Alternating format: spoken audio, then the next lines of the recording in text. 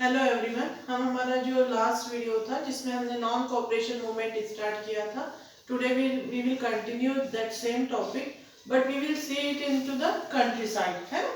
जो non cooperation movement था, क्योंकि इंडिया इतना बड़ा कंट्री है और इतना ह्यूज पार्ट में डिवाइडेड है, सो दैट्स व्हाई जो नॉन कोऑपरेशन मूवमेंट स्प्रेड हुआ वो भी देश के अलग अलग हिस्सों में अलग अलग तरीके से स्प्रेड हुआ।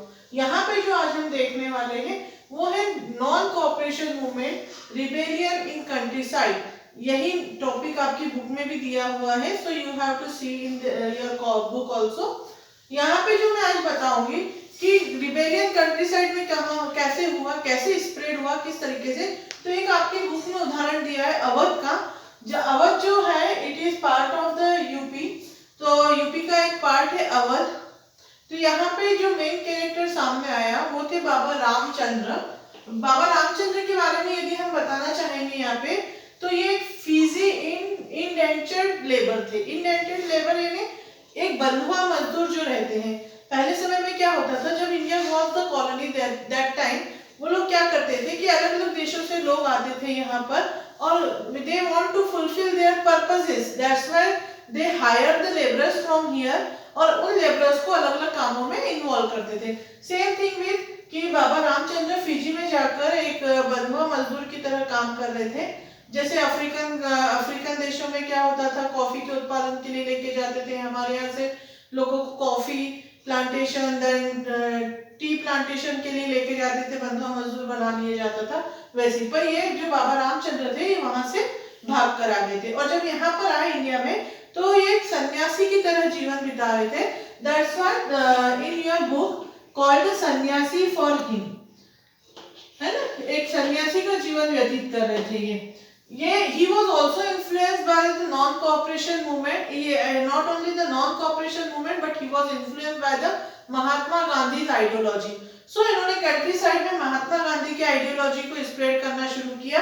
यदि हम देखेंगे कि कंट्री साइड में जो मेन था, मेन जो एम था, दैट वाज टू हाइड और to eradicate the landlords and the taluqdars.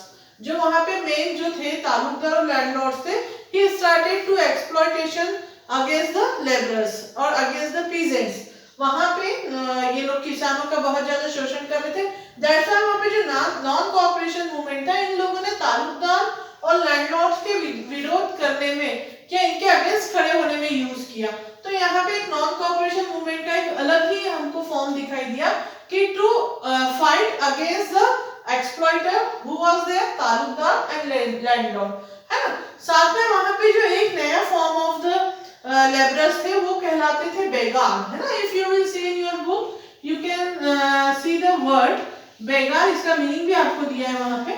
बेगार मतलब क्या होता था, ऐसे मजदूर जिनको काम करने के लिए तो बॉदर किया जाता था बट उसके बदले में उनको कोई पेमेंट नहीं दिया जाता था।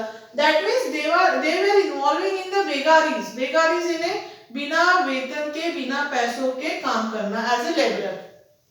So they were surviving in a very harsh condition of the life, है ना। So that's why aggressions created again and again, और उसका जो रिजल्ट देखने में आया कि इन लोगों ने क्या किया, अपनी एक पंचायत बनाई।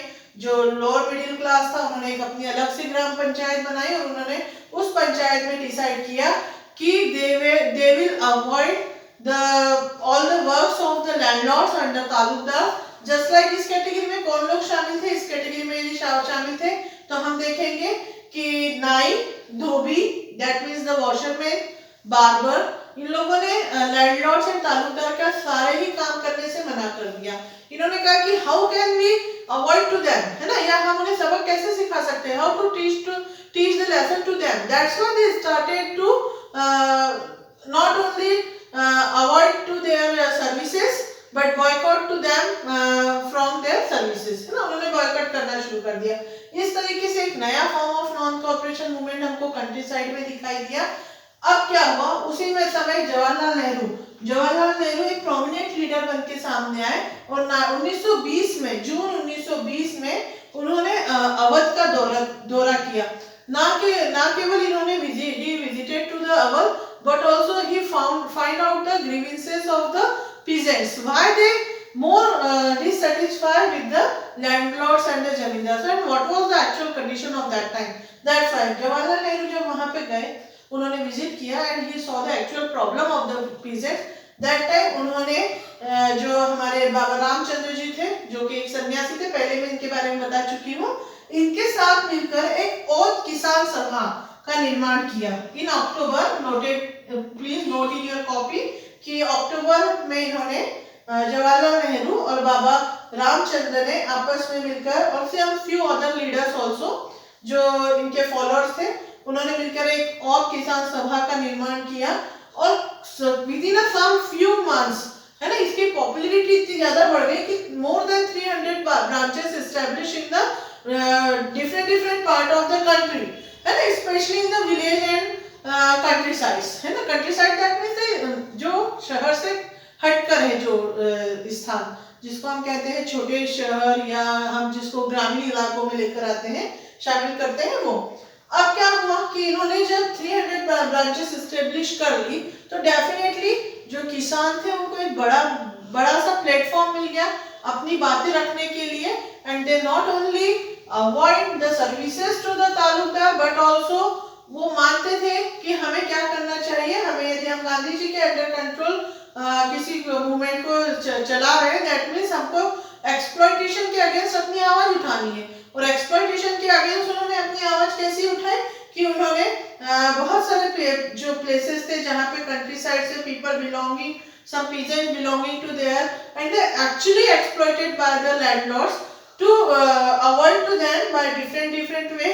जैसे कि इन्होंने इनका जो अनाज था, अनाज पे कब्जा कर लिया, है ना, इनको रिवेन्यू देना बंद कर दिया, टैक्सेस पे करना बंद कर दिया.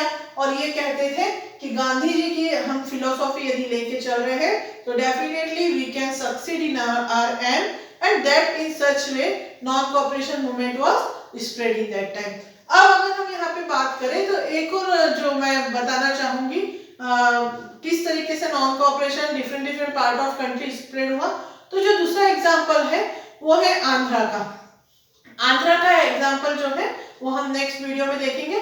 बट टिल दैट अभी जो अवध का मैंने एग्जांपल बताया, अवध में आपको जो याद रखना है बाबा रामचंद्र का जो इम्पोर्टेंस है.